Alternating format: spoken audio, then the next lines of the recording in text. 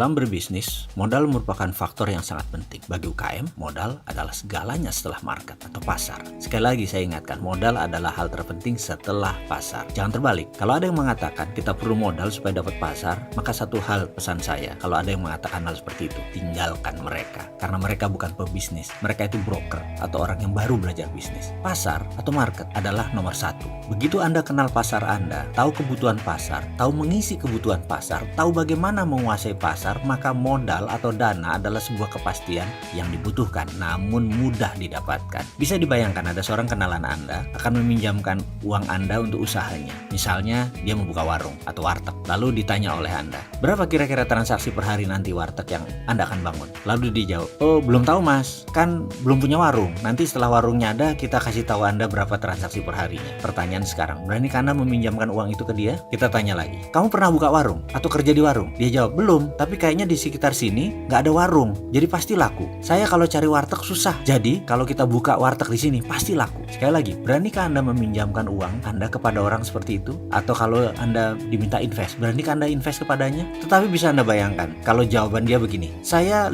tahun bekerja di warteg, lalu sejak 3 tahun yang lalu saya buka warteg kecil-kecilan dengan paman saya di daerah Pamulang. Sudah jalan bagus, lalu saya sekarang ingin buka sendiri, kebetulan ada lokasi bagus di sekitar Blok M. Karena di sana nggak ada warteg, ada tempat murah lagi kebetulan, deket terminal lagi, jadi saya mau ambil. Kebetulan juga supir angkot langganan kami yang di Pamulang itu kan bolak-balik Blok M Pamulang, dia cari warteg di Blok M susah, jadi karena itu saya mau buka di sana. Kebetulan saya punya modal separuh lagi saya perlu modal. Dengan penuturan seperti itu, akankah Anda invest kepada investasinya? Jawabannya pasti iya. Bahkan secara psikologi kejiwaan Anda siap rugi bergabung bisnis dengan dia. Kenapa? Karena dia sudah mengerjakan homeworknya, sehingga kepercayaan Anda atau trust Anda naik. Jadi walaupun rugi, Anda siap bersama dia. Baik, kita lanjutkan. Saya ingin memberi pelajaran tentang arti psikologi dalam berbisnis dalam video kali ini. Dalam aplikasi psikologi yang diterapkan dalam bisnis, banyak faktor yang akan kita bahas. Ada perilaku pasar, ada sifat pembeli, ada perilaku individual dalam organisasi, ada budaya perusahaan, ada social value atau nilai sosial, dan banyak ragam lain. Kita beri ilustrasi sederhana. Kita bayangkan dalam benak kita sekarang, Anda berada di daerah Muslim. Sebuah toko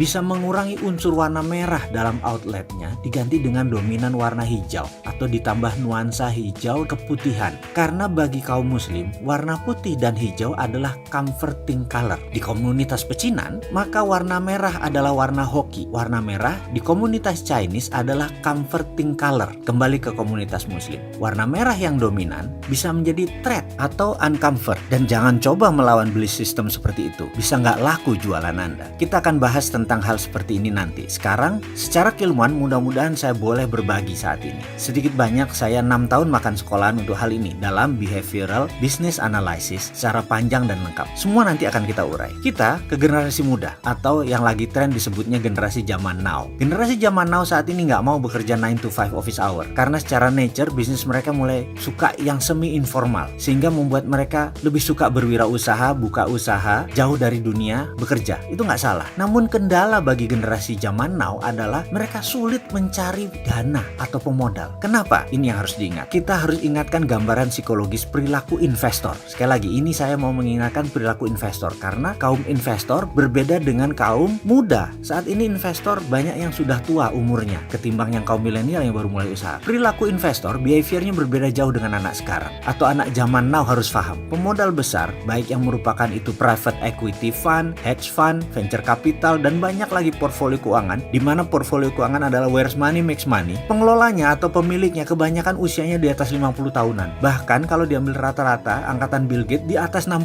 tahunan. Mereka lahir di atas tahun 55-an sampai 70-an. Itu adalah kaum investor kebanyakan usianya di sana. Di mana pada saat internet booming itu adalah masa periode angkatannya Bill Gates. Angkatan sekarang adalah angkatan pemanfaat isinya internet karena itu banyak digital. Perbisnis berbasis digital ini kebanyakan anak-anak muda. Sementara yang menguasai keuangan usianya di atas 55 tahun. Para investor semua di atas 55 tahun. Sementara sekali lagi, ciri mereka bukan gadget minded. Sementara anak muda sekarang gadget minded. Sekali lagi, ini harus diperhatikan perbedaannya. Mereka masih merupakan manusia yang membutuhkan presentasi fisik, kehadiran fisik. Mereka masih memerlukan berhadapan dengan Anda. Mereka masih melihat bagaimana Anda Anda di meja makan? Bagaimana cara Anda berbicara dengan santai? Apa topik pembicaraan Anda? Dari sana dia bisa melihat isi kepala Anda. Mereka masih memerlukan melihat langsung vibrasi Anda, getaran Anda. Mereka ingin melihat body language Anda. Mereka masih ingin bertatap langsung ekspresi wajah Anda. Mereka tidak pedulikan dengan presentasi yang mengkilat, yang keren. Mereka masih ingin melihat sepatu apa yang Anda pakai, jas apa yang Anda pakai, kepercayaan diri seperti apa yang Anda ingin munculkan. Itu masih penting